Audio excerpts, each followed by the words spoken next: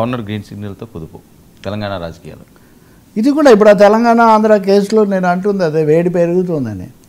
ఇప్పుడు ఫార్ములా ఈ రేస్ దాంట్లో తనకు సంబంధించిన శాఖకు సంబంధించి ముందుగా అనుమతి క్యాబినెట్ ఆమోదం లేకుండా డబ్బులు బదిలీ చేశారు దాన్ని ఆర్గనైజ్ చేసే కంపెనీకి అన్నది ఫార్ములా ఈ రేస్ కంపెనీకి అన్నది ఆయన మీద ఆరోపణ. ఆయనేమో దాన్ని ఖండించలేదు. నేను ఇచ్చాను, పైగా నాదే బాధ్యత, నా వ్యక్తిగత బాధ్యత మీదే ఇచ్చారు. అది 50 కోట్లని ఒక లెక్క, 42 కోట్లు, ఇప్పుడు 42 కోట్లని నాకు అనిపిస్తుంది. ఈ 42 కోట్లు బదిలీ చేయటం మున్సిపల్ శాఖ నుంచి తమవి కానివి, పైగా వ్యక్తిగత దీంతో క్యాబినెట్ నిర్ణయం లేకుండా, క్యాబినెట్ ఆమోదం లేకుండా బదలాయించడమే కదా వీటన్నిటిలో కూడా కేసు. కాబట్టి ఇది ఒకటి. రెండోది, ఎవరికైతే 42 కోట్లు బదిలీ చేశారో అదే కంపెనీ ఎలక్ట్రల్ బాండ్స్ రూపంలో మళ్ళీ బీఆర్ఎస్కు వాటిని బదిలీ చేసింది అని.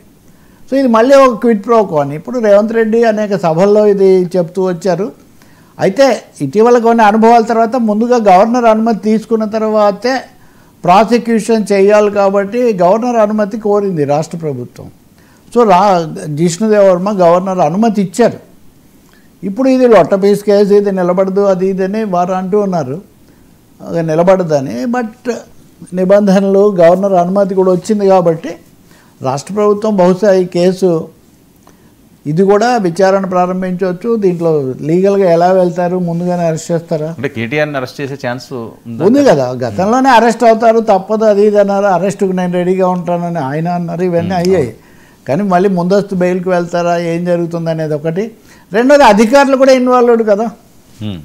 అధికారులు కూడా ఇప్పుడు ఒక విధంగా అధికారులు చెప్తేనే ఇది బయటకు వచ్చింది. నేను చెప్తేనే చేశాను, మాదేం లేదని వాళ్ళు అనడం వల్ల ఈయనేమో నేను మీ political and administrative responsibility KTR తీసుకుంటాను, నేను చేశానని. ఇంకోటి, దీనివల్ల తెలంగాణకు చాలా ప్రయోజనం కలిగింది అంటే ఇప్పటికి కూడా అదేం పొరపాటునే ఆయనేమో భావించడం లేదు. అది పోతే నష్టం కాబట్టి నేను ముందు నిలబెట్టడం కోసం కనీసంగా అడ్డమేద్దామని చేశానని, మళ్ళీ అధికారంలోకి వస్తామనే అతి భరోసాతో నిబంధనలను పాటించకుండా చేశారు అన్నది ఆరోపణ. సరే, ఈ విచారణకి గవర్నర్ గ్రీన్ సిగ్నల్ గవర్నర్ సంబంధం ఏంటి? ఇప్పుడు ఈయనేమి పదవిలో లేడు కదా. అంటే అవినీతి కేసుల మీద ఎమ్మెల్యేలను అయినా కానీ చేయాలి అంటే పాలనా పబ్లిక్ సర్వెంట్ కింద. పబ్లిక్ అదే చంద్రబాబు కేసులో కూడా అప్పుడు స్కిల్ స్కామ్లో కూడా పబ్లిక్ సర్వెంట్ అవునా కదా, చేసినప్పుడు ముఖ్యమంత్రి కదా, చేసినప్పుడు మంత్రి కదా, చేసినప్పుడు మంత్రి కాబట్టి గవర్నర్ పర్మిషన్ ఇచ్చారు అరెస్ట్ చేయడానికి. అది వర్తించదని వాదనే అది కదా. గవర్నర్ కూడా చెప్పారు, తర్వాత ఎప్పుడు చెప్పినట్టున్నారు. అది ఒక కేసు. మళ్ళీ దాని మీద వివరాలు మనం ఇంకోసారి మనం చర్చించవచ్చు. కానీ అసలు అది వర్తించదు, వర్తిస్తుంది, ఏదైనా కేసు అలా ఉంది. దాన్ని ఏమీ సుప్రీంకోర్టు కూడా ఇంకా తేల్చలేదు దాని మీద తీర్పు వాయిదా బెయిల్ మీద బయటకు వచ్చి మళ్ళీ ముఖ్యమంత్రులు అయ్యాక మళ్ళీ ఎప్పుడో కదా ఇవన్నీ క్రియాశీలంగా లోపలికి వెళ్ళేది. ఆ సమయంలో తీసుకోవచ్చా, ఏ సమయంలో తీసుకున్నారు అనేది ఇక్కడ ప్రశ్న. ముందు వెనకలు ఇక్కడ మంత్రిగా తర్వాత బాధ్యుడిగా జాగ్రత్త కోసం కూడా తీసుకుంటున్నారు ఈ మధ్యకాలంలో కొన్నిసార్లు స్పీకర్ దగ్గర ఇంకో విధంగా. సో కేసు ఇది మొదలవుతుందా, ఎప్పుడవుతుంది, లేదా అరెస్ట్ చేస్తారా మీరు అన్నట్టు? అరెస్టుకు ముందస్తు కూడా తెచ్చుకోవచ్చు, లేకపోతే ముందు 1-2 సార్లు విచారించారు. ఇప్పటికీ మామూలు విచారణ అయితే అయింది. అది రాష్ట్ర ప్రభుత్వము తర్వాత సంబంధిత దర్యాప్తు అధికారులు తీసుకునే వైఖరి మీద ఆధారపడి ఉంటుంది. బట్ తెలంగాణ రాజకీయాలు ఇది ఒక డెవలప్మెంట్. ఇప్పుడు కాళేశ్వరం మీద పెద్ద కమిషన్ వేశారు. కేసీఆర్ కూడా వెళ్ళి అక్కడ వాంగ్మూలం ఇచ్చి వచ్చారు. ఇన్ని వేల కోట్లు గల్లంత అయింది అని సిబిఐని కూడా తీసుకోమని అడిగారు.